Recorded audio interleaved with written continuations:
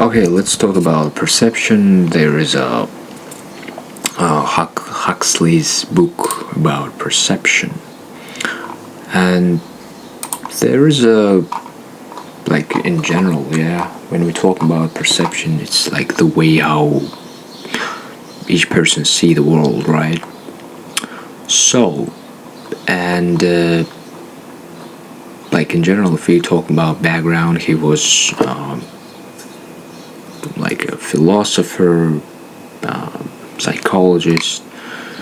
In other words, he knew his own shit, And there's a like in general a funny thing about humans, right? We walk like through the world, acting like we see everything clearly, like we're little security cameras with opinions, and we look at a person and think like, yeah, I get him, but we look, for example, at a product and think too expensive. We look at all our own life and think like nothing's happening. But Huxley would probably tap the table and say, bro, you're not seeing reality. You're seeing like the tiny edited trailer like your brain allows you to watch, like some sort of like a you can think of it like a storyteller in your brain. And that's the useful part of this the doors of perception, this book title. So forget the mystical drama for a second. Like the money life like a psychology lesson is this: your brain is not like a window, it is filter. Because like again, if 10 people will see the same shit, each person gonna see the same fucking shit in different way. That's why it's called like a filtering. It cuts, compresses, deletes, simplifies, especially I guess people who got like a small brain, aka stupid. They can't comprehend many things, and it shows you enough to survive, not like enough to understand everything. And Huxley discusses this through the idea of the brain as like a kind of reducing valve, narrowing the huge flood of possible perception into like something practical and manageable. And once you understand that, you start seeing everyday life differently. Okay, take a coffee. One cafe sells, for example, coffee. Another cafe sells single origin Ethiopian pour over with notes of blueberry and jasmine. So you get it, it's gonna be fucking expensive. Same liquid family, completely different perception.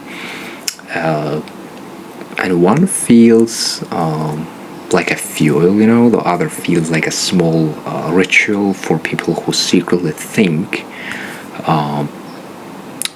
their personality improves after 11 a.m. And it's not is it only about the coffee? But not really. Yeah, it's about attention, because the second cafe teaches you like what to notice, right? Like origin, aroma, process, just for fucking pay more. And suddenly the price feels like less random. Like in other words, it's gotta be something special about it. It's not just like a coffee, or like you're not paying for like a hot brown water anymore. You're paying for framed experience.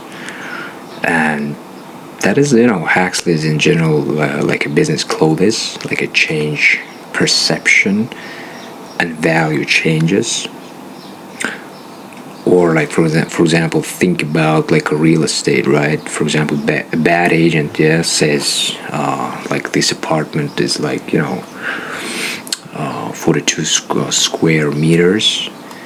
A good agent says morning light hits this room beautifully. The kitchen is separated enough for privacy, and this corner can become a work from home zone. So you can see It's not like,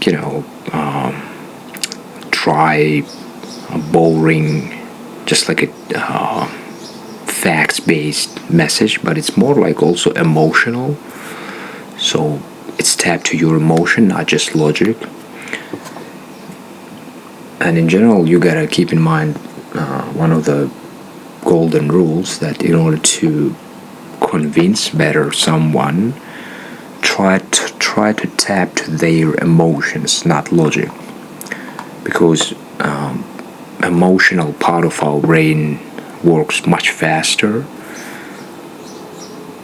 So if we go back to this like real estate example, like same apartment but new eyes, right? And the buyer, for example, like he starts imagining life inside it. Yeah, oh my god, I will wake up like at 6 a.m. What a great apartment, it's worth it.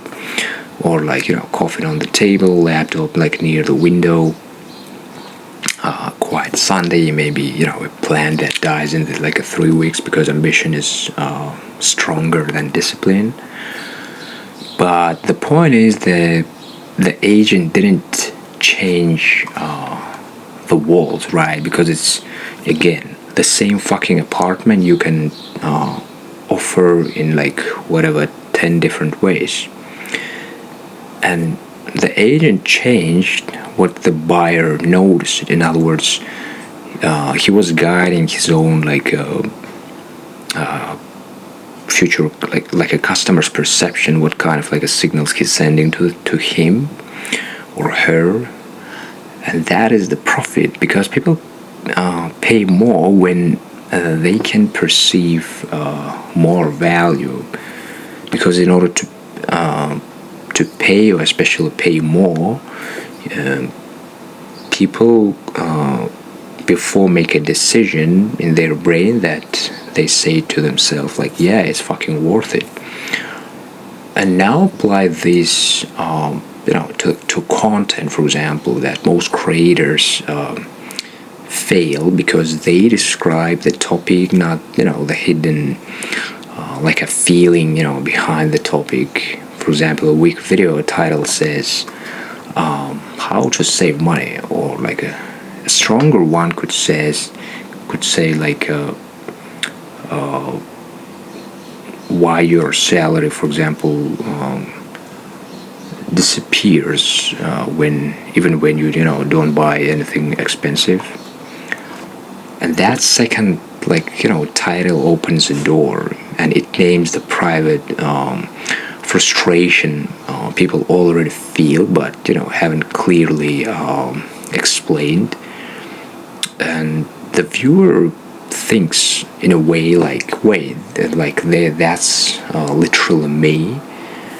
And that's the secret, because attention usually follows recognition. People, because don't click because information exists. They click because something touches their inner situation. And that's in general one of the rules to memorize, to remember something, that people gotta put some effort. And in order to create that attention, that effort in people's brain, you gotta make it like more like eye-catchy in terms of like this design, text, that kind of shit. And this work in relationship too, because imagine your friend is angry, and the lazy version of perception says like he's rude, because it's easy. You don't want to think like about other aspects. Maybe he it was like fucked up day in his life. So brain saves energy, but maybe he's embarrassed. Maybe again like he feels ignored. Maybe he died. Maybe he's hungry, which is basically temporary personality disorder. Yeah, because maybe usually when people are hungry, they become a serial killer. And the label, so-called rude shuts the door. And the question, like, what is really happening here opens it. And that doesn't mean like you excuse bad behavior. No, don't become like a free emotional repair shop with legs. But it means you stop reacting only to the surface. You start seeing layers. In other words, instead of instantly reacting just to the thing that you see, try to go behind the curtains. What's like this person's motives and that kind of things.